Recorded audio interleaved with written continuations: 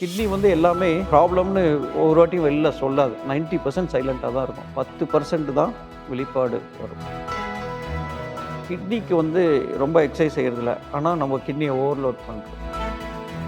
சின்ன ஸ்டோனாக இருக்குன்னா நார்மல் நீர்வழி பாதை வழியாக உள்ளே விட்டு ஸ்டோனை எடுத்துரும். அப்புறம் லேசர் சிகிச்சை முறை இருக்கு. உண்மையிலேயே வந்து வே ப்ரோட்டீனும் கிரியேட்டினும் வந்து கிட்னியை பாதிப்பு ஏற்படுத்துமா ஏற்படுத்தாங்க? ஐபிசி தமிழ் நேயர்களுக்கு வணக்கம். முன்பெல்லாம் வந்து பார்த்தோம்னா ஒரு 40-50 வயசுக்கு மேலே தான் இந்த கிட்னி ப்ராப்ளம், கிட்னி ஃபெயிலியர் இதெல்லாம் நம்ம கேள்விப்பட்டிருப்போம். ஆனால் இப்போலாம் வந்து பார்த்தோம்னா 20-30 வயசுக்குள்ளேயே வந்து பார்த்தோம்னா இந்த கிட்னி ப்ராப்ளம், கிட்னி ஃபெயிலியர்லாம் வருது இல்லையா? சின்ன வயசுலேயே வந்து கிட்னி ஃபெயிலியர் ஆகிறதுக்கு என்ன காரணமாக இருக்குது? கிட்னி ஃபெயிலியர் ஆகாமல் இருக்க நம்ம கிட்னி எந்த அளவுக்கு மெயின்டைன் பண்ணணும், முக்கியமாக என்ன ஃபுட்லாம் எடுக்கணும், எந்த ஃபுட்லாம் எடுக்கக்கூடாது, இதை பற்றி டீட்டெயிலாக பேச நம்ம கூட யார் இருக்காங்க அப்படின்னா எம்ஜிஎம் ஹெல்த் கேரின் senior consultant nephrologist doctor V Chandrasekar இந்திக்க அவரிடம் பேசலாம். சார் வணக்கம் சார். வணக்கம் சார், ஸ்டார்டிங்காக ஒரு கான்டாக்ட் செட் பண்ணிட்டேன். அதாவது வந்து பார்த்தீங்கன்னா சின்ன வயசுலேயே வந்து இப்போலாம் வந்து நிறைய பேர் வந்து கிட்னி ஃபெயிலியர்லாம் ஆகுதில்ல சார். இந்த இளம் வயசுலேயே வந்து சிறுநீரக செயலிழப்பு ஏற்படுறதுக்கு என்ன சார் காரணமாக இருக்குது? நிறையா இதில் பிரித்து பார்க்கலாம். இப்போது நடைமுறையில் இது ஒரு நான் கம்யூனிகபிள் டிசீஸ் எபிடமிக்னு சொல்லுவோம் இல்லையா? உலக அளவில் வந்து பறந்து விரிஞ்சிருக்கு இந்த வியாதி. 2 இம்பார்ட்டண்ட். இது வந்து லைஃப் ஸ்டைல் டிசீஸ். முன்னாடி வந்து 60 வயசில் தான் வந்து ஒருத்தருக்கு பிபியோ, உயர் ரத்த அழுத்தமோ இல்லை சர்க்கரை வியாதியோ வருது. பட் அதே வந்து இப்போ பார்த்திங்கன்னா 20-25லேருந்து 30 வயசுக்குள்ளே வர ஆரம்பிக்குது. இதுக்கு நிறைய காரணங்கள் உண்டு. நம்ம வந்து பீஸா, பேக்கேஜ் ஃபுட்ஸ், பார்சல் ஃபுட்ஸு, எல்லா பீஸும் இல்லையா? அண்ட் செடென்ட்ரி லைஃப், சோஃபாலேயே தான் ஃபுல் லைஃபும். சோஃபாவோ இல்லை ஐடியில் ஒர்க் பண்ணவங்க சேர்லேயோ. அதே மாதிரி தண்ணி நிறையா இருந்தாமல் கலர் தண்ணி, கோலாஸ், இது எல்லாமே இது ப்ளஸ் எக்ஸசைஸே கிடையாது. ஸோ உடல் பருமன் அதிகமாகுது. ஸோ அதனால் இப்போது 50-60 வயசில் வர வேண்டிய சர்க்கரை வியாதியும் உயர் ரத்த அழுத்தமும் இப்போ வந்து 20-25க்கே வந்து 30-40 வயசுக்குள்ளே கிட்னி பாதிப்பும் அதிக அளவில் அதிகமாக காணப்படுகிறது. எது சீனியர் சிட்டிசன் டிசீஸுங்கிறது இப்போ காலேஜ் ஸ்டூடெண்ட் டிசீஸ் ஆகிடுது. இதை பற்றி ஏன் பேசுகிறேன்னா டயபெட்டிஸும் ஹை பிளட் ப்ரெஷரும் இப்போ நிறையா இருக்குது. பட் அது ஒண்டி காரணம் அல்ல. இந்த சின்ன வயசில் சிறு வயதில் வந்து குளோமருலர் டிசீஸ்னு சொல்லுவோம். நெஃப்ரைட்டிக் சிண்ட்ரோம், அதாவது யூரினில் வந்து புரோட்டீன், அல்புமின், புரதம் வெளியேற வியாதி. அது வந்து தெரியாமையும் போகலாம். சிலது வந்து ட்ரீட் பண்ணியிருப்போம், அதுக்கப்புறம் ஃபாலோ பண்ணாமல் விட்டுருப்போம். அது வந்து சிறுக அப்படியே கிட்னி பாதிப்பு ஏற்பட்டு 30-40 வயசில் வரக்கூடிய வாய்ப்புகள் இருக்குது. அதே மாதிரி ஆட்டோஇம்யூன் டிசீஸ், இப்போது ஐஜிஐ நெஃப்ரோபதின்னு குளோமருலர் டிசீஸ் இருக்குது. அதுவும் இப்போ ஆட்டோஇம்யூன் வகை மாதிரி தான் அது. அதே மாதிரி எஸ்எல்இ, யூஸ்வலாக சிஸ்டமிக் லூப்பஸ் எரித்தமெட்டோசிஸ்னு சொல்லுவோம். யூஸ்வலாக அது பெண்களை வந்து அதிகமாக பாதிக்கும். கிட்னியை பாதிக்கும். அது வந்து யூஸ்வலாக தோல், ஜாயிண்ட்டு, இதயம், நுரையீரல், சிறுநீரகம், மூளை, எல்லா இதுவுமே மல்டி சிஸ்டம் கனெக்டிவ் டிசீஸ் சொல்லுவோம். அது வந்து கிட்னியும் பாதிக்கும். அதிக அளவில் பெண்களை, அதை மாதவிடாயில் இருக்கிற பெண்களை வந்து அதிகமாக பாதிப்பு ஏற்படுத்தும். அதையும் தவிர சில குளோமருலர் டிசீஸ், மெம்பரனஸ் நெஃப்ரோபதின்னு இருக்குது, எஃப்எஸ்ஜிஎஸ்ன்னு இருக்குது. சில இது நம்ம ட்ரீட் பண்ணியிருப்போம், சில இது வந்து ட்ரீட்மெண்ட்டுக்கு ரெஸ்பாண்ட் ஆகிருக்காது. அதெல்லாம் வந்து சிறுக அப்படியே சின்ன வயசுலேருந்து மோசமாகி டயாலிசிஸோ இல்லை டிரான்ஸ்பிளான்ட் அளவுக்கோ கொண்டு வந்து விடக்கூடிய வாய்ப்புகள் இருக்குது. சிலது வந்து பிறக்கும் போதே சில குழந்தைங்களுக்கு பிரச்சனை ஏற்படலாம். அதில் முக்கியமானதாக வந்து போஸ்டீரியர் யூரித்ரல் வால்னு ஒரு டிசீஸ் இருக்குது. அது வந்து நீர் போகும் பாதையில், நீர் பிளாடர், அதுக்கப்புறம் யூரித்ரான்னு சொல்லுவோம். நீர் பை, அதுக்கப்புறம் யூரித்ரா, நீர் போகும் பாதை தான் அது. அதில் வந்து எக்ஸ்ட்ரா ஒரு மெம்பரேன் மாதிரி சவ்வு மாதிரி ஒன்று இருக்கும், இல்லை வால் மாதிரி இருக்கும். அது யூஸ்வலாக இப்போ இருக்கிற அட்வான்ஸ் மெடிக்கல் டெக்னாலஜி, ஸ்கேன் டெக்னாலஜியில் வந்து பிறக்கிறதுக்கு முன்னாடியே அம்மாவோட கருவறையிலே அது கண்டுபிடிச்சிரும். அது சில பேருக்கு அந்த மாதிரி ஸ்கேன் எடுக்கலை, பிரச்சனை இல்லை, தெரியல, பிறந்த அப்புறமும் வரலாம். அப்போ வந்து யூரின் போகும்போது குழந்தை அடிக்கடி அழலாம். யூரின் போகும்போது வீக்காக யூரின் ஃப்ளோ இருக்கும். அது ஸ்கேன் மூலமாக கண்டுபிடிச்சி அதை வந்து யூஸ்வலாக ஒரு லேசர் சிகிச்சை, எண்டோஸ்கோபிக் லேசர் சிகிச்சை மூலமாக அது சரி பண்ணிவிடுவோம். என்ன பண்ணிவிடுவோம், அது சரியாயிடுச்சு. அது என்ன ப்ராப்ளம், அந்த வால்வ் இருந்துச்சுன்னா பிளாடரில் ப்ரெஷர் அதிகமாகி அது வந்து கிட்னியை வந்து பேக் ப்ரெஷர்னால கிட்னியும் பாதிப்படிச்சு ஸ்கேர் ஃபார்மேஷன் ஆகிடும், அப்ஸ்ட்ரக்ஷன் வந்து இதாகிடும். அது வந்து யூஸ்வலாக நம்ம என்ன பண்ணுவோம், பார்ஷியலாக ட்ரீட் பண்ணியிருப்போம், இல்லை ட்ரீட் பண்ணிவிட்டும் திருப்பி வளரலாம், அது நமக்கு தெரியாமையே போகும். ஸோ கரெக்டாக அந்த 20, 30, 40 வயசில் தான் தெரிய வரலாம். ஸோ இப்போ நீங்கள் ஒரு லிஸ்ட்டாக சொல்லிங்க அதிகமாக, அதாவது நெப்ரோட்டிக் சொல்லியிருந்தீங்க, ஜெனடிக் மூலமாக வந்து சொல்லியிருந்தீங்க. இப்போ இதெல்லாம் வருதில்ல சார், இதெல்லாம் வந்து பார்த்தீங்கன்னா முன்னாடி சிம்டம்ஸ் காமிச்சு வருமா, இல்லை சிம்டம்ஸ் காமிக்காமே வருமா சார் இதெல்லாம்? ஓகே, 90% இப்போ ஏற்கனவே நமக்கு சிறுநீரக பிரச்சனை இருக்குது, நான் சொன்ன மாதிரியே அதை நம்ம மருந்து கொடுத்து அப்போதைக்கு சரியாயிடுத்து. முக்கால்வாசி 90% சரியாயிடும், 10% சரியாகவே இருக்காது. பட் நம்ம எந்த தொந்தரவும் இல்லை, நல்லா ஆகிட்டோம்னு சொல்லி நம்மள நல்லா குழந்தைங்க நல்லா ஆயிடுச்சு, இல்லை இவங்களுக்கு வந்து அந்த மருந்து கொடுத்து டாக்டர் 3 மாதம் தான் சொன்னார், இது இப்போது எந்த பிரச்சனையும் இல்லை அப்படின்னு அசால்ட்டாக கூட நம்ம சாதாரணமாக நம்ம வந்து அதை மறந்து போயிடுறோம், மறந்து நம்ம அடுத்த ஸ்டேஜ் நோக்கி போயிடுறோம். ஸோ இன்னொன்று, கிட்னி வந்து எல்லாமே ப்ராப்ளம்னு ஒரு வாட்டியும் வெளில சொல்லாது. 90% சைலண்ட்டாக தான் இருக்கும், 10% தான் வெளிப்பாடு வரும். ஸோ நம்ம அப்பப்போ செக் பண்ணாமல் அது பரிசோதனை செய்யலைன்னா, அட்ல வருஷத்துக்கு ஒரு முறையாவது பரிசோதனை செய்யலைன்னா நமக்கு தெரியாது. இப்போ சிம்டம் காமிக்காமே வரும்னு சொல்கிறீங்க, வரலாம். கரெக்டாக? இப்போ நம்ம சாப்பிட்ற உணவு முறைகள் வந்து எந்த அளவுக்கு கிட்னி ஃபெயிலியர் தூண்டுதுன்னு நினைக்கிறீங்க நீங்கள்? உணவு பெரும்பாலும் இப்போ எல்லாருக்குமே நம்ம அறிவுறுத்தா பேலன்ஸ்டு ஃபுட் சொல்கிறேன் பண்ணி எவ்வளோ கார்போஹைட்ரேட் இருக்கணும், எவ்வளோ ப்ரோட்டீன் இருக்கணும் இல்லையா, எவ்வளோ ஃபைபர் டயட் இருக்கணும், எவ்வளோ ஃபேட் இருக்கணும். இது வந்து ஒருத்தர் இப்போ எல்லாருமே கான்ஷியஸாக தான் இருக்காங்க.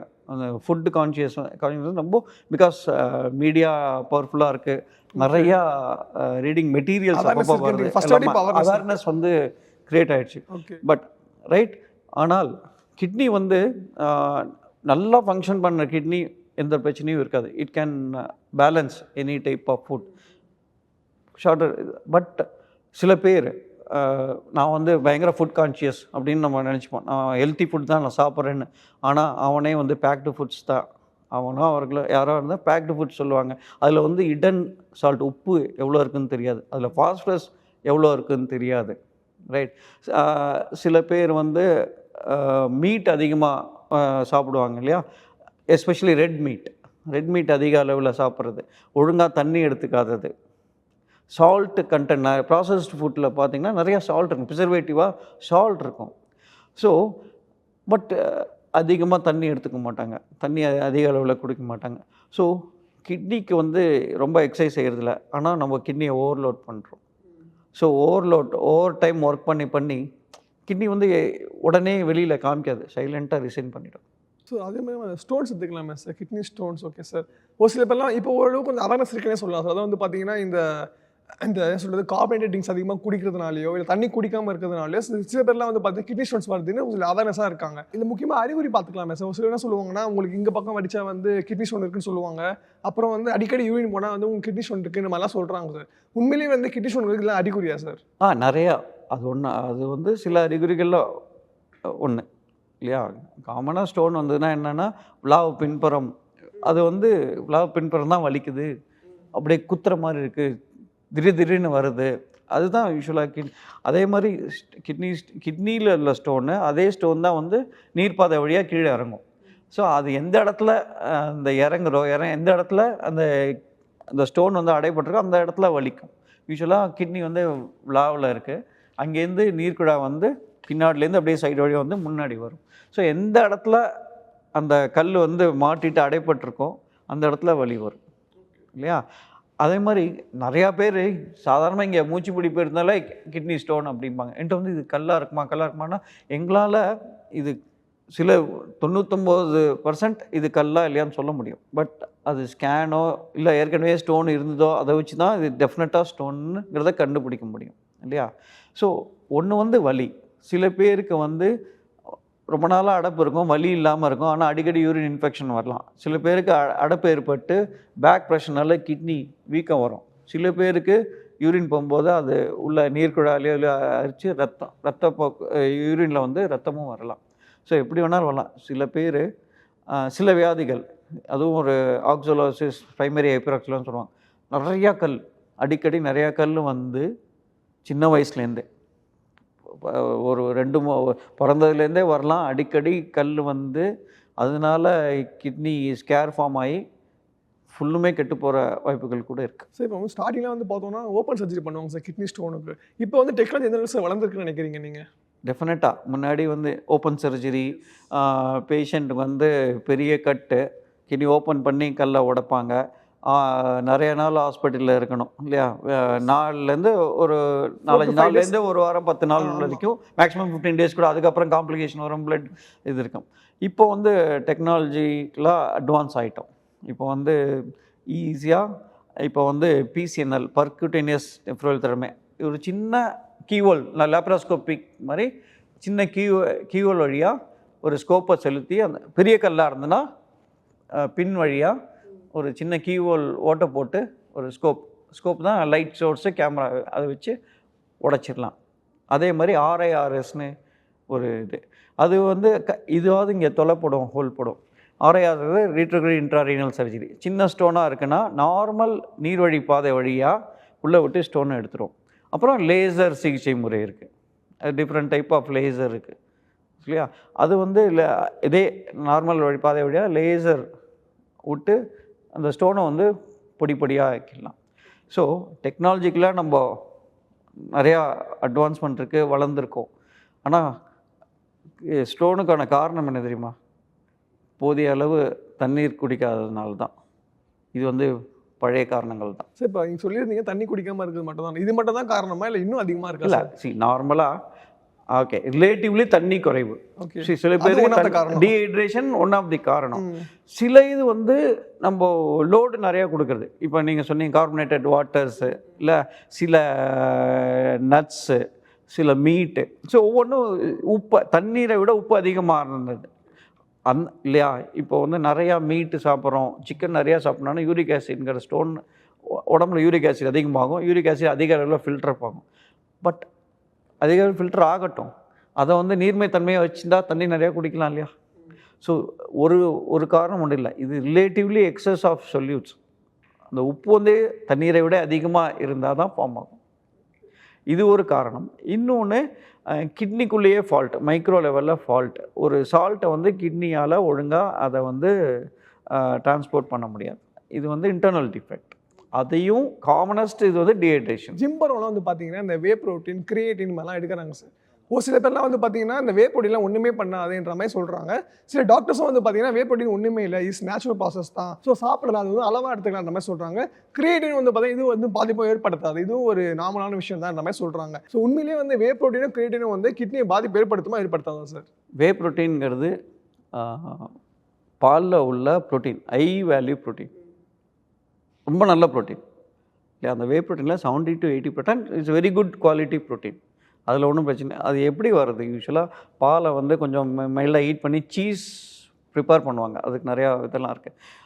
பாலில் உள்ள சீரம் திரவமாக இருக்குது இல்லையா, பாலை தனியாக பிரித்து எடுக்கிற கேசின் அந்த இதை வச்சு திரவமாக இருக்கிறதுல அதுதான் வே ப்ரோட்டீன். அது திரவமாக இருக்கிறது ப்ராசஸ் பண்ணி நம்ம பவுடர் அளவில் வச்சுக்கிறது தான் வே ப்ரோட்டீன்னு பேர். அதில் வந்து ப்ரோட்டீன் கண்டென்ட் ரொம்ப ஜாஸ்தி இருக்குது. ப்ளஸ் அதே சமயத்தில் அமினோ ஆசிட்ன்றது important amino acids, essential amino ஆசிட்னு சொல்லுவோம், அதுவும் அதில் நிறையா இருக்குது. இது வந்து பேசிக் இன்க்ரீடியன்ஸ். அதுக்கு மேலே நம்ம வந்து ப்ரிப்பரேஷன் போது ஃபார்முலா இது பண்ணும்போது நம்ம வந்து சில ஃப்ளேவர்ஸ், வெண்ணிலா, சாக்லேட் ஃப்ளேவர் இது பண்ணுவோம், சில விட்டமின்ஸ் உள்ளே சேர்ப்போம். இது வந்து கரெக்ட். ஸோ நார்மலாக பேலன்ஸ்டு ஃபுட்டில் வே ப்ரோட்டீன் எல்லாருமே நம்ம எடுக்கலாம், அது ஒன்றும் பண்ணாது. ஒரு அளவில் சூப்பர்விஷன், நல்ல கிட்னி வேலை பார்க்குது, எந்த ப்ராப்ளமும் இல்லை, எல்லோரும் எடுக்கலாம். பட் நான் ஏற்கனவே சொன்ன மாதிரி அதிக அளவில் நம்ம ப்ரோட்டீன் லோடு பண்ணும்போது, அதிக அளவில் ப்ரோட்டீன், இதே வே ப்ரோட்டீன் வந்து 2 ஸ்கூப்பு 2 வேலைக்கு எடுக்கிறேங்கிறத 20 ஸ்கூப்பு நான் எடுக்கிறேன் அப்படின்னா ப்ரோட்டீன் லோடு நமக்கு ஜாஸ்தி. நமக்கு தேவை யூஸ்வலாக 1லேருந்து 1.2 கிராம் பர் கேஜி. இப்போ நம்ம 60-70 கிராம் இருந்தோன்னா நான் வந்து 70லேருந்து 80 கிராம் தான் எடுக்கலாம். பட் நீங்கள் சொல்கிற அந்த ஜிம் என்தூசியாஸ்ட்டு, நான் பாடி பில்ட் பண்ணுறேன் இல்லையா, காம்படிஷன் போகணும், நான் இது பண்ணணும், நான் 6 பேக் வைக்கணும் அப்படிங்கிற என்ன பண்ணுவாங்க யூஸ்வலாக, அவங்க வந்து 100 கிராம் 200 கிராம் எடுப்பான், 2 to 3 times மோர். அதே சமயத்தில் பயங்கரமாக ஒர்க் அவுட் பண்ணுவாங்க. ஒர்க் அவுட் பண்ணும்போது ஸ்வெட் ஆகும், டீஹைட்ரேஷன் வரும், 6 பேக் காமிக்கணும், நான் பாடி பில்டுக்கு வர மசிலை காமிக்கணும், தண்ணி ஒழுங்காக குடிக்க மாட்டாங்க. ஸோ தண்ணி ஒழுங்காக குடிக்கல, டீஹைட்ரேட் ஆச்சுன்னா அதுவே கிட்னி பாதிப்பு ஏற்படும் இல்லையா. ப்ரோட்டீன் லோடு அதிகமாக சாப்பிடும்போது ப்ரோட்டீன் வந்து அது வழியாக ஃபில்டர் ஆகும்போது கிட்னி பாதிப்பு ஏற்படும். ப்ளஸ் இது வந்து okay branded whey protein formula feeds FSSAI அக்ரி எல்லாமே வருது. சில இது ஜிம்மில் வந்து அவங்களாவே பண்ணுறது இருக்கும், சிலது அன்பிராண்டட் இருக்கும். அதில் வந்து அடல்ட்ரேஷன் சில சமயம் இருக்கலாம். இப்போ கிரியாட்டினும் அதே மாதிரி தான். கிரியாட்டின் ஒன்றும் அதுவாக இருந்தால் ஒன்றும் இல்லை, பட் அதோட என்ன ஆகும், சில இது ஹெவி மெட்டல்ஸ் சேர்ப்பாங்க. ஹெவி மெட்டல்ஸ் மெர்க்குரி மாதிரி இது மாதிரி. ஸோ அதெல்லாம் வந்து கிட்னி பாதிப்பு ஏற்படும். ஓகே. ஸோ அப்புறம் சில விட்டமின் டி இருக்கும், அதில் கால்சியம் சேர்ப்பாங்க, சில ஃபாஸ்பரஸ், அது என்னென்ன கலக்குறோங்கன்னு தெரியாது. சில இன்க்ரீடியன்ட்ஸ் சேர்த்துட்டு அது அளவுக்கு அதிகமாக சாப்பிடும்போது, அதே டீஹைட்ரேஷனும் இருக்கும்போது, ரொம்ப நாள் சாப்பிடும்போது அது வந்து இன்னொன்று ஸ்டீராய்ட்ஸ். நம்ம சில டயூரிட்டிக் சொல்லுவோம், நம்ம யூஸ்வலாக நீர் போடுறதுக்கான மருந்து, அது பர்ஃபார்மன்ஸ் என்ஹான்சிங் ட்ரக். இதெல்லாம் தான் அந்த வேர்ல்டு அத்லெட்டிக் ஃபெடரேஷன் எல்லாத்துலேயும் அதெல்லாம் பேன் பண்ணியிருப்பாங்க. நம்ம நீர் போடுறதுக்காக லாசிக்ஸ்னு ஒரு மாத்திரை கொடுப்போம், அதெல்லாம் டயூரிட்டிக்ஸ், அதெல்லாம் பர்ஃபார்மன்ஸ் என்ஹான்சிங் தான். பட் அதுவும் டீஹைட்ரேஷன் காஸ் பண்ணும் அகெயின். ஸோ எல்லாமே மிக்சடாக இருக்கும்போது ரொம்ப நாள் சாப்பிடும்போது கிட்னி பாதிப்பு ஏற்படக்கூடிய வாய்ப்புகள் இருக்குது. அதாவது நீங்கள் சொல்கிற மாதிரி பார்த்தோம்னா, இப்போ ஃபார் எக்ஸாம்பிள் ஒரு 70 கிலோ இருந்தாங்கன்னா அவங்க வந்து 70 கிராம் ப்ரோட்டீன் எடுக்கலாம் ஒரு நாளைக்கு. ஆமாம், அப்படி சொல்கிறீங்க. அதுக்கு மேலே ஆமாம், அதுக்கு மேலே டபுளாகவும் ட்ரிபிளாகவும் 200 எடுப்பாங்க. அதுதான் வந்து பாதிப்பு உண்டு. அது வேண்டி இல்லை, அதே சமயத்தில் ஒழுங்காக நீர் பருங்க மாட்டாங்க, ஹைட்ரேட் பண்ணியிருக்க மாட்டாங்க. இல்லை இது காம்பினேஷன். எந்த ப்ராப்ளமும் ஒரு பிரச்சனைனால வராது, எல்லாமே அதை தவிர அதில் ப்ராடக்டில் மென்ஷன் பண்ணிக்கிறது ஒன்று, அதில் இல்லாத பொருளும் சில இது கலந்துருக்கும். ஓகே, எல்லாருமே இல்லை, பட் ஒரு சில பேர் இப்படி பண்ணுறாங்கன்ற மாதிரி சொல்கிறீங்க. சரி, அதே மாதிரி வந்து பார்த்தோம்னா இப்போ கிட்னி சரியாக வேலை செய்யலாம், நம்ம டயாலிசிஸ் போகிறோம்ல சார். இப்போ டயாலிசிஸ் ஸ்டேஜோ இல்லை வந்து கிட்னி டிரான்ஸ்பிளான்ட் ஸ்டேஜுக்கோ போகாமல் நம்ம கிட்னியை வந்து ஹெல்த்தியாக வச்சுக்கணும்னா என்னெல்லாம் ஃபாலோ பண்ண சொல்ல வரீங்க சார்? ஓகே, சரி, முக்கியமானது ஒன்று வந்து பேலன்ஸ்டு டயட் இம்பார்ட்டண்ட். நமக்கு பிளட் ப்ரெஷர் இருந்ததுன்னா பிளட் ப்ரெஷர் வந்து அப்பப்போ செக் பண்ணி தேவையான மருந்துகள், அப்புறம் இது எல்லாமே லைஃப் ஸ்டைல் டிசீஸ். டயபெட்டிஸும் ஹைப்பர்டென்ஷனும் lifestyle disease. So lifestyle modification is important. எப்படி லைஃப் ஸ்டைலை மாடிஃபை பண்ணுறது? First for important lifestyle modification. அது ஒன்று வந்து regular exercise, minimum 20 minutes of walking per day, இல்லையா? ஸோ 140 2 மணி நேரம் ஒரு வாரத்துக்கு நீங்கள் நடக்க போகிறீங்க, 140 நிமிஷம். அதில் ஒன்றும் அதுக்காக நான் வேகமாக ஓடணும், ஒரு நாளைக்கு 10 கிலோமீட்டர் ஓடுறா மீதி நாள் உட்காந்து பிரயோஜனம் இல்லை. ஸோ டெய்லி ரெகுலராக மினிமம் ரெக்குவயர்மெண்ட்ஸ். நம்ம வெயிட் இருந்தால் வெயிட்டை குறைக்கிறது, ஒரு 7% ஆஃப் வெயிட்டு குறைச்சாலே that will be important. That is very very important. Weight. அப்புறம் உணவு பேலன்ஸ் டயட் எடுத்துக்கணும், நிறையா சால்ட் இல்லாமல், நிறையா ப்ரோட்டீன் இல்லாமல், ஃபாஸ்பரஸ் கம்மி பண்ணி சாப்பிடணும். அது மாதிரி இது ரெண்டுமே பிளட் ப்ரெஷருக்கும் உதவும், ஹை பிளட் ப்ரெஷருக்கும் உதவும், சுகருக்கும் உதவும். அதே மாதிரி டாக்டரை பார்த்துட்டு பிபி மெடிசின்ஸ் ஒழுங்காக எடுக்கிறது, டயபெட்டிஸ் இருந்தால் டயபெட்டிஸ் மருந்து எடுக்கிறது, மாத்திரையோ இல்லை ஊசியோ இது. அப்புறம் ஸ்மோக்கிங் இருந்தால் ஸ்மோக்கிங்கை வந்து குறைச்சி நிறுத்துறது. ஏன்னா ஸ்மோக்கிங் ஆசச் டைரெக்டாக கிட்னி ஃபெயிலியர் வராது. நான் கிட்னி ஃபெயிலியர் வரவங்களுக்கு சீக்கிரமாக டயாலிசிஸோ இல்லை டிரான்ஸ்பிளான்ட்டுக்கோ விரைவாக செல்லக்கூடிய வாய்ப்புகள் இருக்குது ஸ்மோக் பண்ணாக்கா. It's accelerator of disease. அதுக்கும் முன்னாடி இம்பார்ட்டண்ட் வந்து ஒரு ஃபேமிலி ஹிஸ்ட்ரியில் டயபெட்டிஸ் இருக்குது, இல்லையா? அப்பாவுக்கு டயபெட்டிஸ் இருக்குது, பையன் வந்து அன்ஹெல்த்தியாக ஃபுட்டு இதெல்லாம் இஷ்டத்துக்கு லைஃப் ஸ்டைல் எராட்டிக்காக இருந்தான்னா டெஃபினட்டாக அவனுக்கு டயபெட்டிஸ் வராமல் இருக்குமா? ஸோ அது நம்மளோட இதாக நம்ம வாழ்க்கை நம்ம கையில் தான் இருக்குது, நம்ம ஒழுங்காக பார்த்துக்கணும். அதே மீறி வருஷத்துக்கு ஒரு முறையாவது ஒரு simple blood test, simple urine test, பிளட்டில் வந்து யூரியா கிரியாட்டினின் இருக்கா, அதிகமாக இருக்கா இல்லையா, யூரினில் வந்து புரதம் வெளியேறது, அல்பமின் இருக்கா இல்லையா, சிம்பிள் டெஸ்ட் தான் அது. ப்ளஸ் சிவப்பு ரத்த அணுக்கள் விரையமாதா இல்லையா, இதெல்லாம் பார்த்துட்டு. ஏன்னா நான் ஏற்கனவே சொன்ன மாதிரி எல்லாமே சைலண்ட்டாக தான் இருக்கும், இல்லையா? 10% தான் கடைசி நேரத்தில் தான் தெரிய வரும். ஒன்று கடைசியாக கிட்னி கேட்குறது வந்து ஃபுல் அட்டென்ஷன். அது வந்து எனக்கு பெரிய சாக்ரிஃபைஸ் பண்ண சொல்ல, ஜஸ்ட் அட்டென்ஷன். என்னையும் கவனிச்சிக்கோ. எப்படி கவனிச்சிக்கிறது? ஸோ உன்னையும் கவனிச்சிக்கோ, வருஷம் பாதிப்பு இருக்கா, கிட்னிக்கு பாதிப்பு இருக்கான்னு தெரிஞ்சுக்கோ. அது வந்து டயாலிசிஸோ இல்லை டிரான்ஸ்பிளான்ட்டோ சீக்கிரமாக போகாமல் தள்ளி போடக்கூடிய வாய்ப்புகளை ஏற்படுத்தும். ஒரு சில பேர் என்ன நினச்சிருக்காங்க அப்படின்னு பார்த்தீங்கன்னா சிகரெட் அடிக்கிறதோ இல்லை வந்து தண்ணி அடிக்கிறதோ வந்து மட்டும் தான் என்ன சொல்கிறது ஃபேட் லிவர் நினச்சிட்டு இருக்காங்க சார். ஒரு சில பேர்லாம் வந்து பார்த்தீங்கன்னா Non-alcoholic fatty liver. அதுதான் cardiac kidney metabolic syndrome. Yes yes அதே மாதிரி CKM syndrome. அது தனி இப்போ அது பழைய டிசீஸ் தான், இப்போ உருமாற்றம் பெற்று வேற பேர்ல வருது. வந்துருக்கு. வேற பேர்ல தான் வருது. ஸோ அதான் அதுக்கெல்லாம் வந்து இதுவும் லைஃப் ஸ்டைல் டிசீஸ் தானே. இது வந்து ஒபிசிட்டி தான் மெயின், உடல் பருமன் தான் மெயின் காரணம். அதனால தான் ஃபேட்டு டெபாசிஷன் ஆகுது லிவரில், அதனால தான் டயபெட்டிஸ் வருது, அதனால தான் ஹைப்பர் டென்ஷன் வருது. ரெண்டும் வந்து கிட்னியும் ஹார்ட்டையும் பாதிக்குது. ஸோ மெட்டபாலிக் தான் அந்த உடல் பருமன், ஒபிசிட்டி. ஸோ கார்டியோ தான் நான் ஏற்கனவே சொன்ன மாதிரி கவுச் பொட்டாட்டோஸ் உட்காந்து கவுச்சிலே உட்காந்துருப்பாங்க, அதுலேயே லேஸ் வாங்குற சிப்ஸு உப்பு போட்டின ப்ராசஸ்டு ஃபுட்ஸு எல்லாமே நவர்றது கூட கிடையாது இல்லையா. ஸோ செடென்ட்ரி லைஃப் அதெல்லாம் வந்து ஒபிசிட்டிக்கான காரணம் தான். அதுதான் வந்து கல்லீரலில் இருதயத்தை கிட்னியை பாதிப்பு ஏற்படும். அதாவது நீங்கள் சொல்கிறது வந்து சிம்பிளாக சம்மரி பண்ணோன்னா, அதாவது பேலன்ஸ் டயட் எடுத்துக்கணும், வருஷத்துக்கு ஒரு வாட்டியாச்சும் டெஸ்ட் எடுக்கணும், வேறு எந்த கெட்ட பழக்கமும் இல்லாமல் இருக்கணும். ஸோ இதெல்லாம் இருந்தாலே அந்த கிட்னி ஆரோக்கியமாக இருக்கும் அப்படின்னு ஆமாம், இது எல்லா வியாதிக்குமே அதுதான். ஓகே. ஸோ நிறைய விஷயங்கள் பகிர்ந்துக்கிட்டீங்க. உங்கள் நேரத்துக்கு மிக்க நன்றி சார். நன்றி, வணக்கம்.